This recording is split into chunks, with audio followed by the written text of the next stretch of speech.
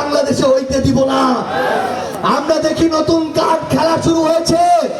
Tarique Rahman family card দেন, কৃষক card দেন, card দিতে দিতে এবার সর্বশেষ ইউনিভার্সাল কার্ড দেওয়ার কথা বলেছেন।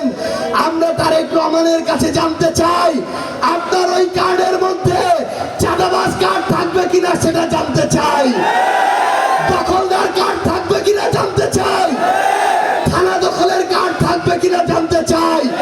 AKS অর্জন করলো গিনেস ওয়ার্ল্ড রেকর্ডস।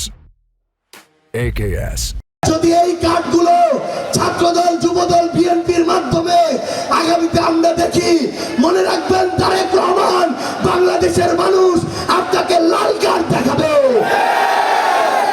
আমরা জনাব তারেক রহমানকে স্পষ্ট করে বলতে চাই, আপনার মুখ দেখে মানুষ ভোট দেয় নাই। মানুষ ভোট দিয়েছে মেজর জিয়ার দিকে তাকিয়ে, মানুষ ভোট দিয়েছে বেগম খালেদা জিয়ার তাকিয়ে, মানুষ ভোট দিয়েছে ধানের শীষের দিকে তাকিয়ে। আপনার বাবা মা দুইজনই গণভোটের রায় বাস্তবায়ন করার চেষ্টা করেছিলেন। আপনি যদি গণভোটের সাথে বিশ্বাসঘাতকতা করেন, জুলাই সনদের সাথে প্রতারণা করেন, বাংলাদেশের মানুষ আগামীতে আপনাদেরকে গাদ্দার হিসেবে অভিহিত করবে। সম্মানিত জামালপুরবাসী, এর আগে শিক্ষা প্রতিষ্ঠানগুলোকে আওয়ামী লীগের নেতাগুলো দখল করেছিল।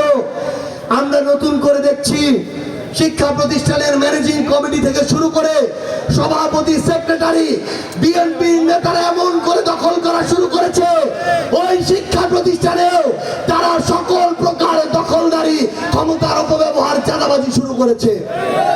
আমরা আপনাদেরকে শুধু একটা কথা বলি, একটা শিক্ষা প্রতিষ্ঠান নষ্ট হলে শুধু জামাত, এনসিপির সমর্থকের সন্তানরা নষ্ট হবে না।